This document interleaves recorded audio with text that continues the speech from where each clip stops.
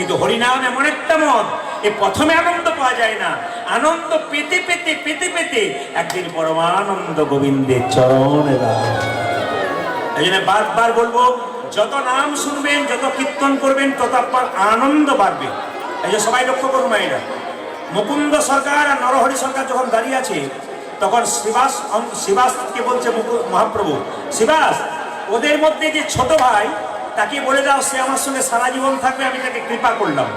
আর যে বড় ভাই, তাকে বলে দাও সে আমার 100 জন্ম কৃপা পাবে না। মায়েরা শুনতে পাচ্ছেন? সাউন্ডটা একটু ওদের দিকে দাও, সাউন্ডটা ওদের দিকে দাও। বলছে যে বড় ভাই সে 100 জন্ম কৃপা পাবে না, আর যে ছোট ভাই সে সারা জীবন আমার সঙ্গে থাকবে আর হরিনাম করবে। শিবাস এসে বলছে, তোমাদের মধ্যে ছোট ভাইকে? আমার নাম হলো নরহরি সরকার, আমি ছোট ভাই। তোমার জন্য প্রভু বলেছে তুমি সারা জীবন প্রভুর সঙ্গে কীর্তন করবে, হরিনাম করবে আর থাকবে।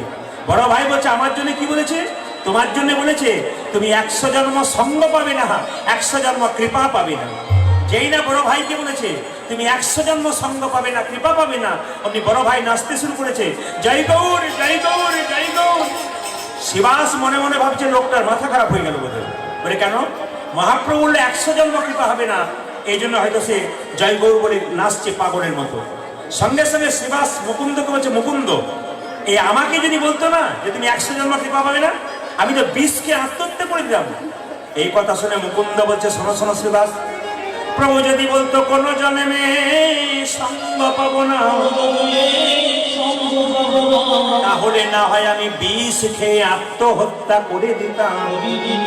প্রভু বলেছে 100 জন্ম সঙ্গ পাবো না, 100 জন্ম না হয় গৌর গৌর বলে কেঁদে বেড়াবো। যখন 100 জন্ম পেরিয়ে যাবে, 101 জন্মে প্রভুর সঙ্গ পাবো।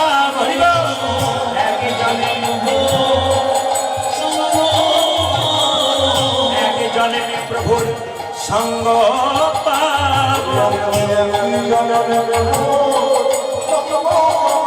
আমি 100 জন্ম কেঁদে বেড়াবো, এক জন্মে প্রভু সঙ্গ।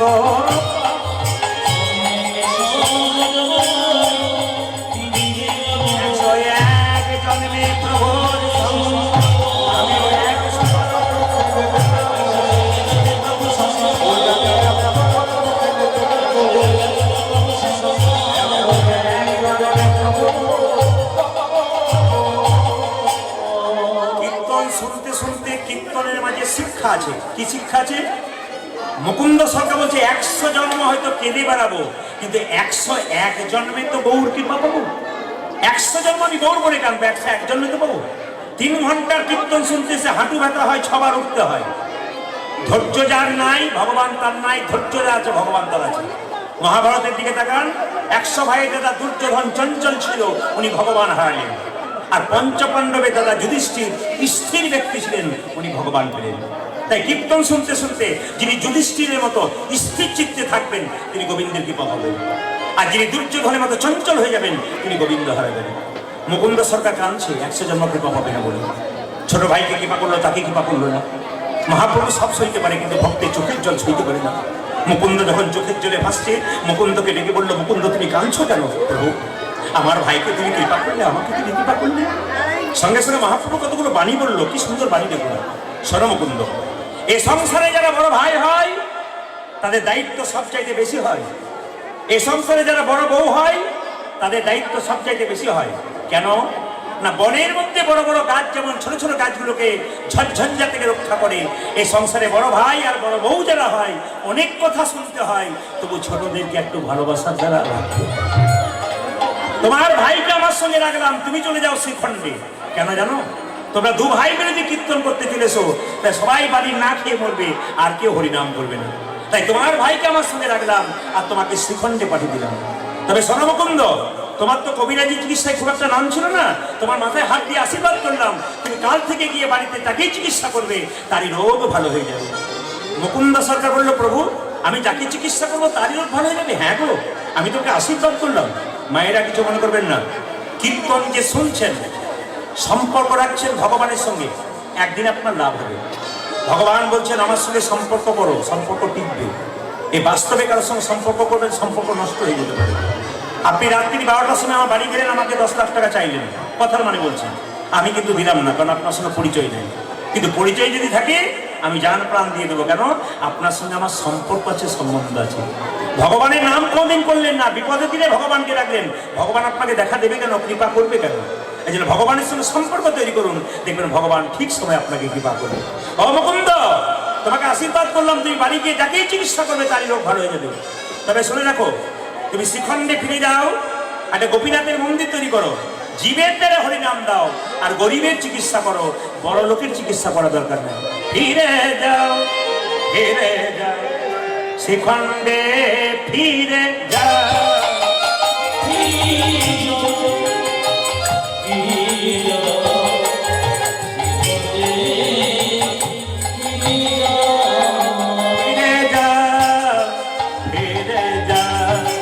শ্রীখণ্ডে ফিরে যাও, ফিরে যাও,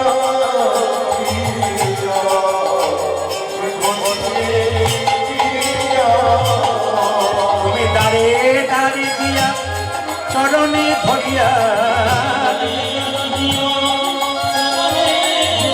দাঁড়ে দাঁড়িয়ে দিয়া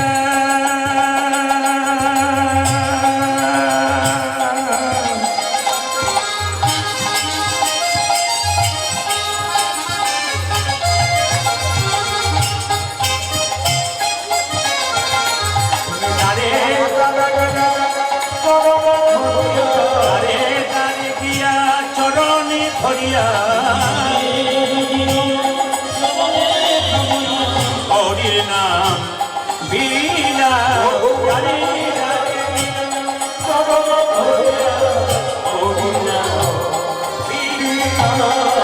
ফিরে যাও, ফিরে যাও, শ্রীখণ্ডে ফিরে যাও, ফিরে যাও, ফিরে যাও।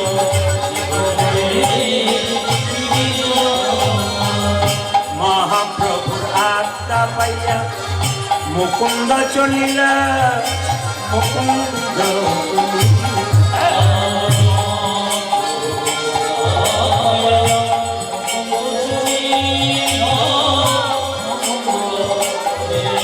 মহাপ্রভুর আজ্ঞা পাইয়া মুকুন্দ চলিলা, মুকুন্দ চলিলা।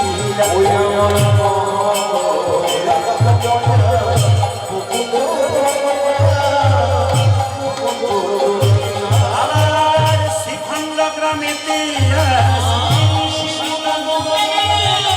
শ্রীখণ্ড গ্রামেতে উপনীত হইলা, উপনীত হইলা।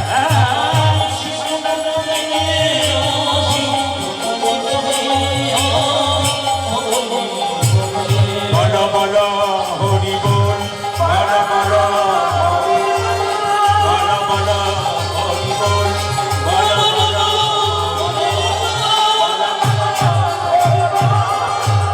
গোপীনাথ জিউ কি, গোপীনাথ জিউ কি। এখানে ছোট্ট একটা কথা বলে যাই, উনি বাড়ি ফিরে গেলেন, ছোট্ট গোপীনাথের মন্দির তৈরি করলেন। মন্দির শুনছেন, আপনাদের কাছে নিবেদন রইল, ডাইনিং রুম করবে বাথরুম না হয়, ঈশান করে যদি আপনি বাথরুম করতে পারেন, তাহলে একবার 100% আপনাকে গ্যারান্টি দিলাম, জ্যোতিষশাস্ত্র বলছে আপনার ভালো কাজ কোনো মতেই হবে না, হতে হতে হবে। এই যে যারা নতুন বাড়ি করবেন তাদের বলবো, ঈশান কোণে কিন্তু বাথরুম নয়, ঈশান কোণে ভগবানের মন্দির তৈরি করবেন। অনেক জায়গায় যাই, কিছু মনে করবেন না, অনেক জায়গায় যাই তো দেখতে পাই যে দরজা ঢুকবার আগেই রাধাকৃষ্ণের মূর্তি এঁকে দিয়েছি। আমাকে বলে, দেখুন দাদা, দরজার সামনে রাধাকৃষ্ণের মূর্তি এঁকে দিলাম। বললাম, ভাই কিছু মনে করবেন না, খুব ভালো লাগলো দেখে, কিন্তু যখন প্রচণ্ড পাথর হয়, বৃষ্টি হয়, আপনি কোথায় থাকেন? বলে, আমি তো ঘরের ভেতরে থাকি। আর উনি কোথায় আছেন? বলে, উনি তো ওইখানে আছেন। উনি দিব্যি পাথর খাক আর জলে ভিজুক, আর আপনি ঘরের ভেতরে বসতে। মানে কত বড় অন্যায় আমরা করছি দেখুন।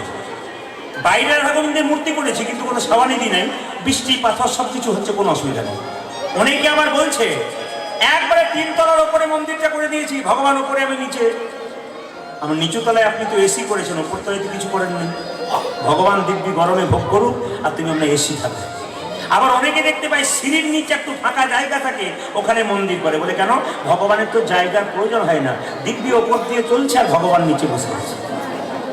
আমাদের মনটা কত ছোট বুঝতে পারছেন তো, আমরা কোন জায়গায় যাচ্ছি। অথচ দেখবেন সবচেয়ে লজ্জার ব্যাপার, ভগবানের মন্দিরে গিয়ে শুধু চেয়েই যায়, চেয়েই যায়, চেয়েই যায়।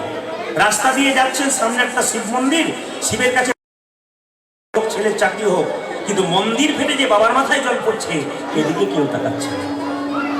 তার প্রতি লক্ষ্য শূন্য, কিন্তু আমাদের লক্ষ লক্ষ বাসনা, আমাকে এই দাও, আমাকে সেই দাও। যে মালিকের অধীনে আপনি চাকরি করবেন বা কাজ করবেন, আপনাকে সেই মালিকের কথা ভাবতে হবে। শুধু মালিক আপনার কথা ভাববে তা নয়। আপনি যত মালিকের কথা ভাববেন তত মালিক কিন্তু আপনার কথা ভাববে। ওই জন্য বারবার বলবো, চলতে ফিরতে খেতে শুতে ভগবানের নাম করবো, জীবনে যদি শান্তি পেতে চান। মায়েরা, এই সংসারে ছেলে মেয়ে যারা আছে, আপনার কর্তব্য কর্ম করতে হবে। সংসার মানে কি? সং মানে কি? সাজা। আর সার মানে কি? কৃষ্ণচরণ। সংসারে মা সাজবেন, বাবা সাজবেন, কাকা সাজবেন, সার কি? কৃষ্ণচরণ। ছেলে মেয়ে বড় হবে, আপনাকে এক পাশে ফেলে দিতে পারে, ভগবান আপনাকে ফেলবে না। ভগবানের সঙ্গে সম্পর্ক করবেন, ভগবান আপনাকে ঠিক জায়গায় রাখবেন। এই জন্য বারবার বলবো, কীর্তন যখন শুনবেন আপনার মন দিয়ে শুনবেন, আগ্রহ করে শুনবেন, জীবনে কিছু নিয়ে যাবেন। আপনি 3 ঘন্টার কীর্তন শুনবেন, আপনি ইচ্ছা করবেন না আমি কি পেলাম। মুকুন্দ সরকার প্রতি একাদশী করতো, যেদিন বাড়ি ফিরে গেল সেদিন একাদশী পড়লো।